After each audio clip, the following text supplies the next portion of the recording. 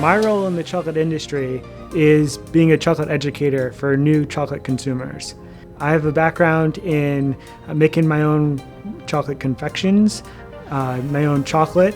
The first bar I made was red fruit flavor, jam-packed. And it really was like, wow, I'm actually doing something really awesome. Besides working in the retail industry, I go to many shows, I see it all.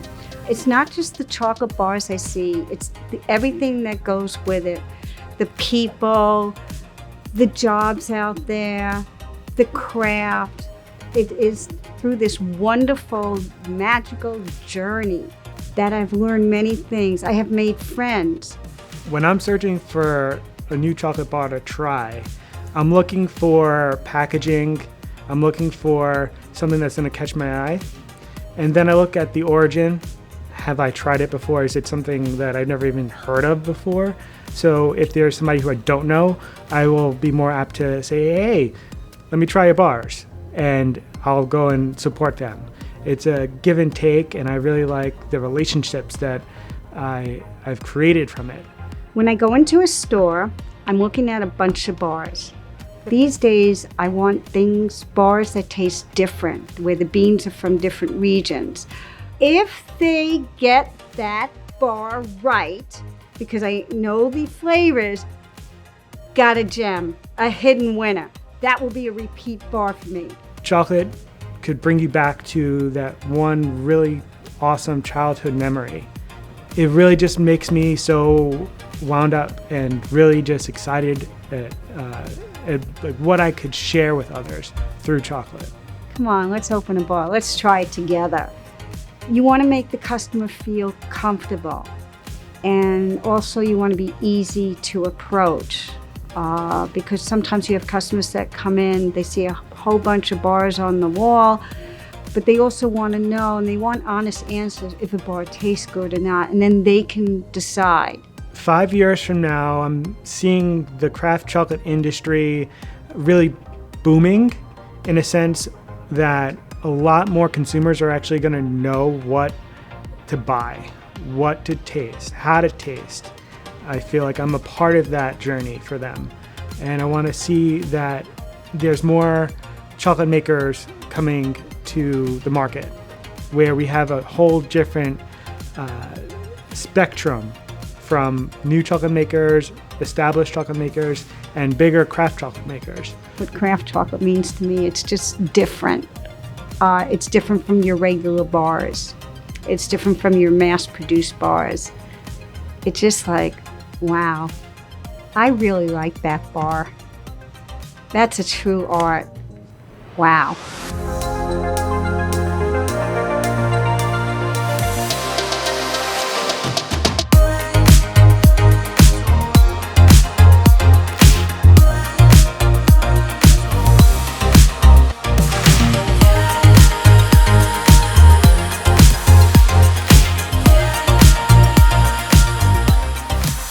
Hey guys, welcome to Chocolate Unwrapped, a brand new chocolate series that's going to be exploring chocolate consumer trends, chocolate education that you never knew existed, and of course, tasting chocolate. I'm Glenn Petriello, owner of Chocotastery, a chocolate education and tasting company, and here next to me, our other co-host, the lovely Adrienne Henson, and I work in the chocolate retail industry, and I'm a chocolate personal shopper on the side. Yeah. So do you remember exactly when we actually started like our relationship around chocolate? I think it was at the Fine Chocolate Industry Association when you started coming and getting into making bars. And for me, finding out who the different people were and asking what they do. Yeah. I totally remember you were around helping all the time, and then we got to know each other. And Yeah, it was really cool. I would put people together and running around asking for samples because to find chocolate bars home, find home for the bars. Yeah, so actually, tell me more about your role as a chocolate shopper for your clients. Well, it started as an idea many, many years ago. And And I had an idea. It's like, okay, well, people like to go clothes shopping. They have a personal clothes shopper. I always loved looking for chocolate bars, and I would always bring home gifts. It was always chocolate. So I'm like, why not find chocolate bars for people? Match chocolate bars to people. Totally. That's how it started many years ago. Crazy. And how like, what's been your experience with working in retail? Like, how's that helped and grow your client business? It made my skills better. You know, you learn a lot about the consumer, what people are looking for. You get to meet people in the industry that have to drop off their bars and they want to know who the buyer is, so they would come bring their bars in. And just also from the consumers, you know, that they come in, what are they looking for? I also learned a lot going to the shows. You get better each time you go. Besides learning, you get better. When I go to these shows, I have like duffel bags that are full of chocolate. So it's funny because when I have to check in, I make sure I have extra chocolate on me to share with people because I'm always sharing chocolate. So, and it's you get to see different people's reactions. Like when I go to the airport, I'm like, "You want some chocolate?" And it's to make my journey easier. I totally remember one time we went out to Northwest and we found each other at the airport. And you were like, "Hey, you want some chocolate?" And yeah, let's do it. We had tasted chocolate that time. But it also helps because what I learned, chocolate puts a smile on people's faces. Totally. And especially it's great when, you know, when you need help or it's like, "You want some chocolate? You've been very nice. You're helping me." Even the taxi driver, I remember one guy getting me a shopping cart. I was in Paris, and I fed him chocolate. He was so happy. One person, I gave him a chocolate bar to share with his family. And people get so happy. I have a friend who will give chocolate to people at the perfume counters who have helped her. Yeah. So it makes people smile. Totally. I know it does for me. Yeah. Because right now we have 2 lovely chocolate bars, which we're going to get into because I'm so excited to try. I know. Oh, yeah. Yes. So excited. So I have 2 bars here from the 2 West Coast chocolate makers who, when I started making chocolate back in 2015, David Menkes, who's the owner of Letterpress Chocolate, he was there to kind of answer my questions and be somebody who I would get related to in the industry, and really got to know who he was and him and his wife and what they're creating with their business. And so this bar here is a Bachelor's Hall Jamaica bar, and they just brought it out to market many years ago when I first started. I remember, probably you would remember too, Soma had a really awesome Bachelor's Hall bar. And after that, we didn't see anything on the market. And so now a couple of different chocolate makers are actually coming up with it. So they have a really nice packaging, new design. It's kind of retro-y to me. What do you think of it? It's colorful and pretty, like it's eye-catching. I mean, when you go into a store and you see all these chocolate bars, depending on what you're looking for, this would catch my eye. Great. And it's really pretty, it's elegant. Yeah. We actually have this bar, and let's open it up.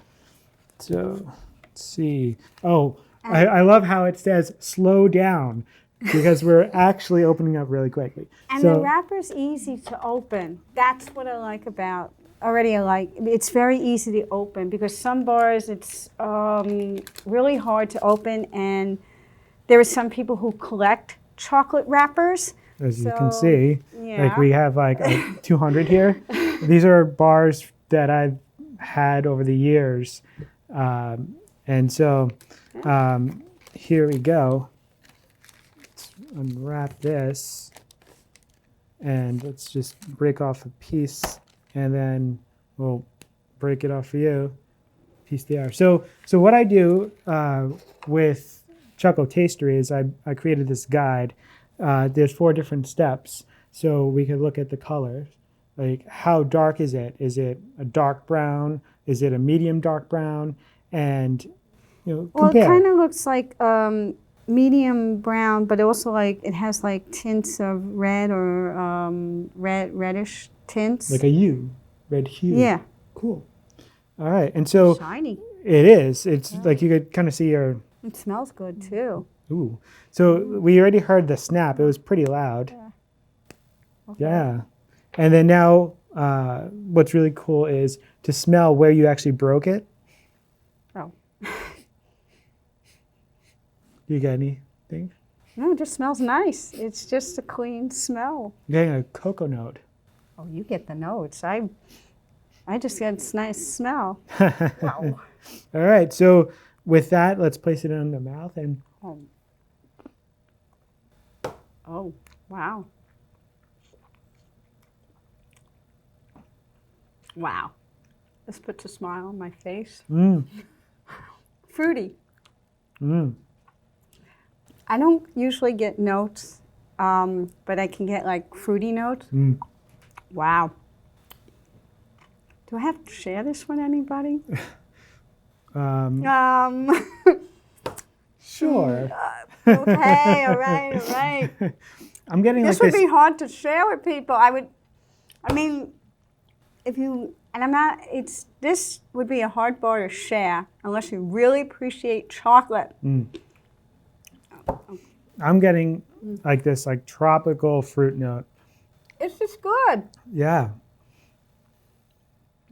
And it's got a good mouthfeel. Yeah, it's very smooth. I believe it's a 3 ingredient. So that is obviously your cocoa beans that are ground and refined, and the organic cane sugar. But what's good about it? Wait, but there's one more. Okay. Yeah, there's also added cocoa butter. Okay. So it makes it a little bit more luxurious. But you know what's good? Chocolate tastes different at different times. Now this is in the afternoon. And sometimes, like when I try chocolate in the morning, I'll try it like first thing in the morning, and then it tastes different at different times. What's really good about this bar, it's because this is later in the day, it tastes good. It's probably going to taste like the same in the morning, and it's a good sign of a bar that it tastes like in the late afternoon after you had a meal. Yeah, so we have to experiment now and go home. You could take some home, and then we try it in the morning, and then we compare. Yeah. Yeah, but like I'm just looking at this. I'll just close this up so we could see the. I just want to point out there on the back, their notes are starfruit, mocha, and spice. And boy, did we get that starfruit. That was that tropical Maybe note. you did. I just got fruity. I just think the bar is good. Yeah. You get the notes. I just said, wow, this bar is good. So how about you get into that one? Okay. See what we got there. We got White Label special edition, and his special edition is Vietnam Tigan. Am I saying it right? Tien 72%. Now, what's interesting with White Label is they put the science end on it. They put the farm structure, producer, origin, nearest city, terroir, elevation, variety, soil, and harvest season, fermentation style, drying style. And that's really cool from a science point of view. So I've learned a lot from what Stephen does. Stephen is the chocolate owner, the chocolate maker and owner of White Label, and he's just elevated the packaging a lot. Like you said, it's very elegant. It's just really, it's an elegant bar. I mean, the packaging is beautiful. You want to open it up? Yeah, it's also very gentle. It's calming on the eyes. I'll let you open it. Oh. I don't want to ruin it. No, all right. So they have a really cool zip. Yeah. All right. Well, I didn't want you to blame me, you know. Hey, it's all good. Glad. We're almost there. There we go. Let's look at the inside of their bars. We'll flip it around so you guys can see it too. You could see, like, this has to be the most elegant facing mold I've seen, where it's actually textured. It's not like a straight shine. Only the shine is only where their name is and their logo line, which is their signature. But yeah, let's break it up. And all right. So let's try to follow the guide. And so, how dark? It's dark. It's darker than. Yeah, it's actually darker than letterpress is. Yeah. Right? Yeah. And then the snap is pretty good. Right? Well, the snap is a sign of like it being really well tempered. Yeah. The cocoa butter fat crystals are in line, and it's got a clean smell. Mm. Because some chocolates have odors, and I'm like, Yeah. All right, and let's taste it. Let's see what we got.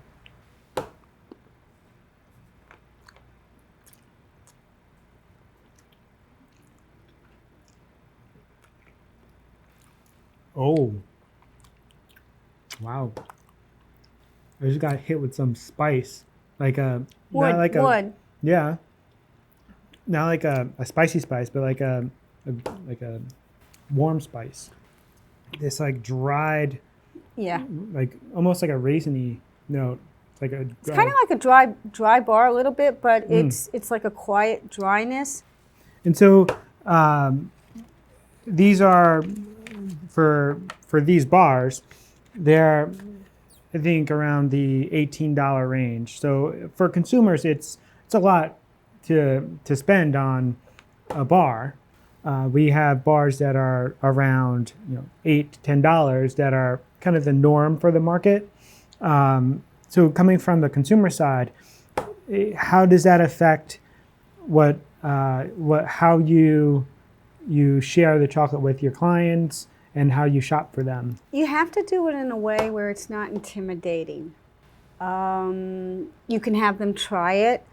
You don't talk about the price. You just talk about how good the bar is. If it, I know if it won an award, I bring that up because for me, it's also good for them because it shows that that the work that the chocolate makers are doing, that it's they're doing really good, that they won the recognition. Yeah. But I would just have the consumer try it. Either they will buy it, they will like it. There's a lot of bars out there. It's up to them, but I would have them try it. Yeah. And to them, that determines whether they would spend it or not, depending on because not everyone will understand. Exactly. That's the hard part. Not everybody will understand. I have to stay neutral in that area. And I will talk more about the taste or what the bar would be good with, but I don't really talk about price or anything like that. Got it. I talk about what I like. Like this bar is good. It's a personal choice. Yeah. And then I would also give them a few different options, like a bar that might be to more their price. If money is no object, then it's mostly if they are heard about it or if I know if it's a good bar, I'm going to let them know. Got it. So for me, I think my experience has been on the maker side. Like I've worked with making my own chocolate in my apartment in Hoboken a bunch of years ago, and then I made chocolate for Indie Chocolate in Seattle, and then I came back and started Chocotastery to share that experience of tasting chocolate. And when I interact with my students, they're always out to ask, how much do these bars actually cost? Like, what's out there that's affordable? But like when you actually give the story and share like what we as makers are actually putting into the bar. They're actually paying multiples of the actual the cocoa rate. So that's currently around like $2,255 a ton, and makers like David are paying multiples for their beans, and that's adding value because it's going straight directly to the farmer. And when we're able to share that with the students, and they get the aha moment of like, hey, wow, okay, like this entire process of chocolate making happens, and they're actually helping these farmers get more money for their families and to go to school and to feed their family, and like all that together, that's where I am out to help support the chocolate makers in sharing that knowledge. And if they didn't want to spend that, because not everybody, it's not for everybody. Not for everybody. Yeah. Then there's other bars that are just as good. Yeah, and I have actually one here, Rothio. So this company here is a chocolate maker. She's a mom of two, and her two children are Raphael and Rio. So she merged the name, and they're in Fresno, California. And this is their Tanzania bar, 72%. And so they have a really cool packaging where there's this nice, cool sticker, which we'll just open up here. And then what you can see is there's a geometric shape of the bar, and then they actually have some information about the origin. It's very, like, it kind of dives right in there, right? It's like, this is Tanzania. This is what is going on. And just like how White Label had their details, they have some details too, and a little story. But I think it's really appropriate for you to do the honors this time. Look how pretty the mold is too. This is really cool. Like many bars I have opened some, it's like sometimes you don't want to eat them because they're so pretty looking. Yeah.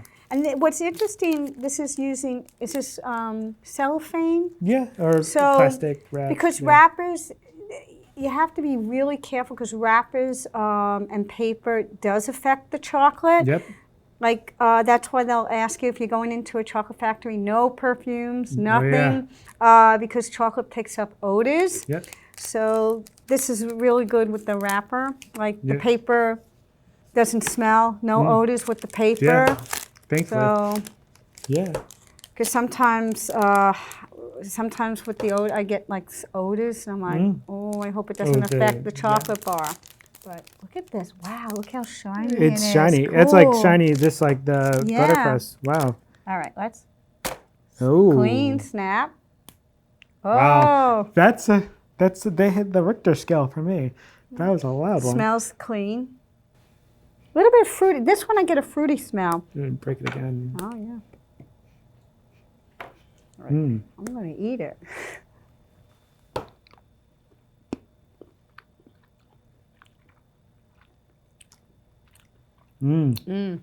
Wow. I got that zing of citrus note right there. Oh, I just get fruity. I just like, wow, this is good. What's interesting, you have two male and one female chocolate makers, and I think they all have different ways. Like this is a gentle bar. It's not, because chocolate does reflect their makers. Maybe, like two kids put the love. This shows it. Yeah, like the mother's love passed right through the chocolate. But this also, both of them, they're putting, it's an art. To get it right, it's a science and it's an art. And it's really hard. And this is the part, this is the part where the consumers, when they come in, they're going to see prices and wrappers. And then it has to take someone like us that has to educate. Yeah. Because to do really good chocolate, it takes a lot of skill, a lot of practice. Yeah. I get a test. Yeah, Yep. like But- even the bean, making sure you have good beans. Yeah. You know, because that also helps. Yeah. But Excellent. wasn't there something like if you have good beans, it can still be ruined, right? If the chocolate maker Oh, doesn't yeah. get it right. Yeah. So, and Yeah. just for example, if they over roast and kill off all of the volatile acids that are in the You cacao, know this area but better, yeah. it's also, if you go too far, then you're gonna get very a dark, like burnt taste Yeah. to the chocolate. To me, if it's, I can say, well, okay, it's a little sludge-like. Mm-hmm. You know, I don't want to say too much because I don't make chocolate, and it's still hard for me because I want all bars to succeed. Yeah. So when you shared about that sludgy, it's where the micron level, the particle size is really too small. It's over refined, and that's easily fixable by using it for baking or applications like that. And you're really not able to put something out that's not that pleasant of a mouthfeel unless you're just experimenting with it. I just wanted to ask you, like, on the market, what do you think what's the price range for I this think it's one? 8. It's Around 8 or 9. So that's a drastic difference. It's $10 difference. So, And they're all good bars. And we had like a really great experience. We were both laughing hysterical when we first had that taste with this one. So like, what's like the overall message that you want to share about this? To me, it comes, you can have, and I'm not looking at price, I'm looking at skill of the maker, because I would buy all these bars for my private clients. Mm-hmm. I would buy them all because they're Yeah. all good. Totally. And it's to me, it's not the price, it's more like the skill of the maker. That's what I'm looking at. Yeah. Like when I go to shows, sometimes I don't know about this bar, I'll still buy because something says to buy it. Yeah, that's And how then that's how my I client see it. will love it, and I'm like, okay, because I don't know. It's like sometimes I have to try that same bar in the morning, afternoon, and I still don't know what to make of it. Sometimes it grows on me, but because they like it, I'm going to buy it for them. But I would buy all of these. I would buy all of these bars for them. Yes, I would totally share agree. them. That would be hard. So what I'd like to leave you guys with is, we want to know from you guys what bars of chocolate that you'd like us to try, or if you have any topics, any questions that you have, just leave them in the comments below. And we would love to get engaged with you guys and see what else we could share with you. So for Glenn and Adrienne, this has been Chocolate Unwrapped. Stay tuned for another episode coming soon. See you later. Bye.